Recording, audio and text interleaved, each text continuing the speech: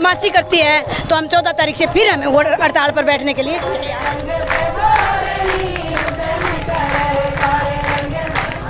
का सबको जीने का अधिकार, सबको बीमारी के समय इलाज का, कोई भूखा नंगा ना सोए, कोई दबाव में ना। सभी मांगों पर जिन जिन मांगों पे सहमति बनी है सरकार नहीं मानती है, तो 14 तारीख से हमारा धरना दोबारा से फिर हड़ताल शुरू होगी।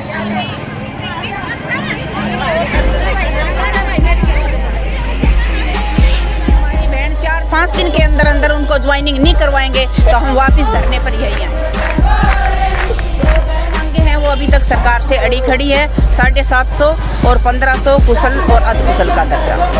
दोस्तों, लघु सचिवालय हिसार के हम सामने हैं। आज यहाँ आंगनवाड़ी वर्कर जो पिछले 4 महीने से लगातार अपनी मांगों को लेकर आंदोलन कर रही थी, आज इनकी जीत हुई है। लगातार 9 दौर की वार्ता सरकार से इनकी रही है और आंदोलन जीत पे क्या इनकी वार्ता में क्या जीत हुई है, क्या बातचीत हुई है और क्या इनको आगे भविष्य में मिलने वाला है, उनके बारे में सारी बातचीत हम इन्हीं से करेंगे, इन्हीं से जानना चाहेंगे। मैम, सबसे पहले तो आपको जीत की बधाई है, आप आंदोलन जीत के आए हैं, तो किन किन मांगों पे आपकी सहमति बनी है, एक बार मैम वो बता दीजिए। हमारी 14 मांगों पर सहमति हुई है, लेकिन वो टूटी फूटी मांगे हैं, खास नहीं है। हमारी 2 मांगे हैं वो अभी तक सरकार से अड़ी खड़ी है, 750 और 1500 कुशल और अर्धकुशल का दर्जा। कौन सी मांगे मानी गई है? हमारी मांगे हैं सेंटरों का किराया है, जैसे महंगाई भत्ता है, और ये जैसे तनख्वाह में बढ़ोतरी इसकी करिए, महंगाई भत्ता है वो तनख्वाह में जोड़ के देंगे। बस यही कोई टूटी फूटी मांग है, खास मांग नहीं है हमारी कोई। लेकिन वो 750 1500 नहीं जी, वो अटकी हुई है। हम स्थगित कर रहे हैं धरना, हम इस बात के खातिर दोबारा भी धरना लगा सकते हैं कभी भी। मैम, जो टर्मिनेट किया गया था या एक्समान लगाया गया था, उसके बारे में क्या बात हुई? एक्समान नहीं है, हमारे को टर्मिनेंट, हमारी हेल्पर वर्करों को टर्मिनेंट किया गया है। यानी कि हम सरकारी हैं तो हमारे को टर्मिनेंट करे।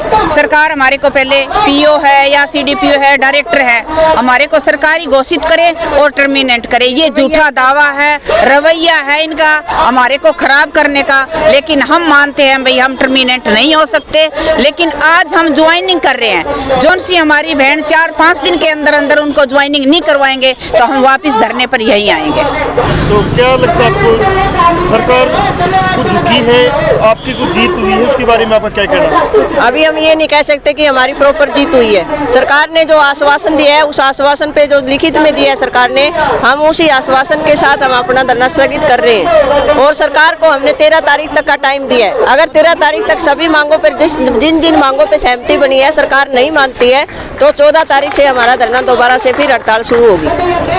क्या लगता है आपको, क्योंकि जो पीछे आंगनवाड़ी वर्कर लड़ रहे थे उनमें एक समझौता हुआ था, उसके बाद आप भी आंदोलन में हैं, उसमें और इसमें क्या फर्क है? ओ यही फर्क है हमारा, इसीलिए इतना लंबा चला। जब तक ये नोटिफिकेशन जारी करने के लिए नहीं तैयार होते हम हड़ताल पर रहेंगे। अब हमारे महकमे के अधिकारियों ने हमें कहा कि हमारे ऊपर आप विश्वास करो, हमारा फर्ज भी बनता है अधिकारियों पर विश्वास करने का, और हमने उन पर विश्वास किया। उन्होंने कहा कि एक कलम से सबकी बहाली होगी। यदि एक कलम से उनकी बहाली कर देते हैं हमारी वर्कर हेल्परों की तो बहुत अच्छा है, हम अपने काम पे रहेंगे, हमारे लाभार्थियों को लाभ देंगे। अगर ऐसा नहीं करती सरकार, इसमें भी कई बदमाशी करती है, तो हम 14 तारीख से फिर हमें हड़ताल पर बैठने के लिए तैयार हैं। अभी आपकी वार्ता किन से हुई है, सरकार से हुई है या प्रशासन के अफसरों से? हमारी प्रशासन से हुई है, सरकार सीएम साहब से अब नहीं हुई, हमारे अधिकारियों से, डायरेक्टर मैडमों से। उन्होंने हमें विश्वास दिलवाया है और विश्वास करने का हमारा फर्ज भी बनता है अधिकारियों के साथ, क्योंकि बार बार हमारी वार्ता हुई, तारीख पे तारीख दिए गए, और 9वीं बार हमने कुछ सरकार ने कहा कुछ 2 कदम आप पीछे हटिए, कुछ हम हटेंगे। 2 कदम पीछे हटने का नाम यही है कि हमने अपनी 2 मांगे छोड़ के और सभी मांगों पर सहमति जताई है। अगर ये हमारे लेटर जारी कर देते तो अच्छी बात है, नहीं फिर हम दोबारा आ जाएंगे। क्या लगता है, सरकार कुछ आपको फायदा मिलेगा या नहीं मिलेगा, या फिर एक बार आप धोखे में रहोगे? देखते हैं, एक बार तो विश्वास कर लिया हमने सरकार पे, और करना भी चाहिए। विश्वास पे दुनिया अटकी है, देख लेंगे। अगर सरकार बाज आती है तो ठीक है, नहीं तो फिर हम यही दरी पट्टी, यही टाटरी, यही सारा कुछ हम फिर वापस आ जाएंगे धरने पे। तो अभी जो दिल्ली में भी एक आंदोलन चल रहा है, बहुत बड़ा आंदोलन चल रहा है, उसके बारे में आपका क्या कहना है? दिल्ली में आंदोलन चल रहे हैं, हम उन बहनों के साथ तहे दिल से साथ हैं, और वो बहन भी हमारे की तरह हमारी ही उस पर चलें और पीछे ना हटने का काम करें, सरकार की नाक रगड़वा के पीछे हटने का काम करें।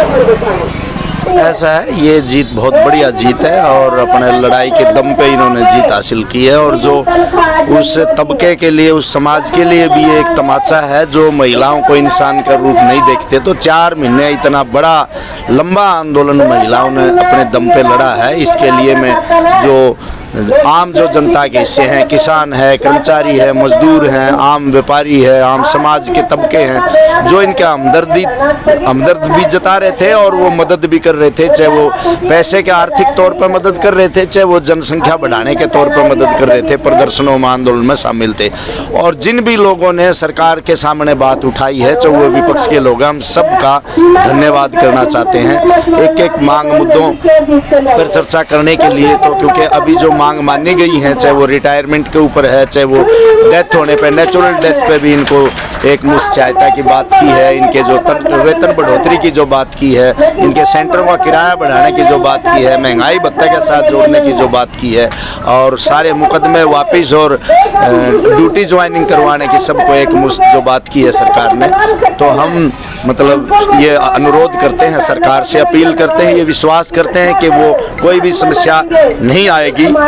इसलिए हम मतलब जनता के तबके का धन्यवाद करते हुए हम आम समाज के लोगों से भी अपील करते हैं, अगर सरकार कोई किसी प्रकार की बदमाशी करेगी इसमें जो भी मांग मानी गई है, तो दोबारा आंदोलन पे आते भी देर नहीं लगेगी, हम ये कहना चाहते हैं। दूसरा, इसका साथ CITU का सिर्फ लक्ष्य उद्देश्य ये नहीं है कि इनके 2 रुपये 10 रुपये बढ़ा दिए। CITU तब तक लड़ेगा चाहे वो आदमी द्वारा आदमी का शोषण है वो रुक नहीं जाता, एक देश दूसरे देश को गुलाम बना के रखे, ये कोई अच्छी स्थिति नहीं है। उसको भी मतलब सबको बराबरी का, सबको जीने का अधिकार, सबको बीमारी के समय इलाज का, कोई भूखा नंगा ना सोए, कोई दबाव में ना रहे, कोई डर के ना जिए इस समाज के अंदर, पूरी धरती के ऊपर। CITU तब तक लड़ेगा। CITU का लक्ष्य उद्देश्य, CITU की स्थापना इसी उद्देश्य को लेके हुई थी। आंगनवाड़ी वर्कर की जो अभी जीत हुई है, एक पहला सवाल तो इनकी वार्ता किसके साथ हुई, सरकार के साथ या प्रशासनिक अफसरों के साथ? ऐसा है, सरकार के साथ पहले हो चुकी थी। सिर्फ एक बात पे हमारा पेच अटका था, वो कहता है हम जो ये टर्मिनेशन है इसको केस टू केस देखेंगे, इनको बाल के ऊपर, जिस पे हमारी वार्ता टूटी थी। तो ये हमारा 8 तारीख का फिर घोषणा थी। संयुक्त मोर्चा किसान ने भी हमारी मदद की अपील की थी और पूरे हरियाणा में 8 तारीख को बहुत बड़े बड़े प्रदर्शन होने थे, जिसके दबाव में विभाग के जो डायरेक्टर हैं सरकार के कहने के अनुसार उन्होंने हमारे तालमेल कमेटी को बातचीत के लिए बुलाया और वो विभाग के जो डायरेक्टर बड़े अधिकारी हैं जिन्होंने लागू करना है ये सारा काम, उन्होंने ही ये आश्वासन दिया है कि ये जो बात है, जो आपका पेच अटका था, सरकार से हमारी बात हुई है कि एक रूप में इनको ज्वाइनिंग कराएंगे, कोई भी वर्कर या हेल्पर अछूती इससे नहीं रहेगी, सबकी ज्वाइनिंग एकदम होगी। आंगनवाड़ी की जो जीत हुई है इसके बाद से खासकर गांव में जो काम करते हैं, चौकीदार यूनियन है, चौकीदार है, आशा वर्कर है, मिड डे मील है, क्या उसका भी आंदोलन एक मजबूती की तरफ बढ़ेगा? बिल्कुल बढ़ेगा। एक आंदोलन अगर हारते हैं तो दूसरे में निराशा आती है, जब एक आंदोलन जीतते हैं तो दूसरे तबके में भी एक इसका हौसला आता है। और ये किसान आंदोलन ने बहुत बड़ी शिक्षा दी है, जो किसान आंदोलन की जीत हुई उससे सभी तबकों में एक हौसला है। CITU की तरफ से क्या संदेश देना चाहोगे इस जीत के मायने में? ऐसा है, CITU की हिसाब से हम जो संदेश देना चाहते हैं कि इस आंदोलन से एक तो CITU पे विश्वास जमेगा कि बेशक ये आंदोलन लंबा चला हो, लेकिन 9 बार की वार्ता है। आप देखो सरकार के साथ, अधिकारियों के साथ, मुख्यमंत्री के साथ, दूसरे सीनियर मंत्रियों के साथ 9 बार की वार्ता जो है, अलग अलग मुद्दों पर बात अटकती रही, बात किसी न किसी वजह से टूटती रही और आंदोलन मजबूती से डटा रहा। तो इससे जो आम जो मेहनत करके खाने वाला तबका है, जो पीड़ित तबका है, उनको एक CITU के प्रति विश्वास जमेगा और CITU की ताकत बढ़ेगी।